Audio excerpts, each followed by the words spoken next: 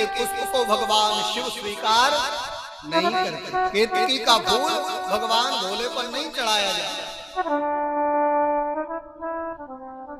केतकी पुष्प कहता है, हे शिव, हे भोलेनाथ, मेरा तो जीवन निष्फल हो गया। आपने मुझे अपनी सेवा से, अपनी पूजा से बहिष्कृत कर दिया। अब मैं क्या करूं? बार बार भगवान की स्तुति करता है, बार बार भोले के चरणों में प्रणाम करता है। तो भगवान शिव ने आशीर्वाद देते हुए कहा, केतकी, हम तो तुम्हें स्वीकार नहीं करेंगे, लेकिन जहां जहां हमारे यज्ञ मंडप बनाए जाएंगे, जहां जहां हमारे फूल बंगले बनाए जाएंगे, उसमें तुम्हारा वास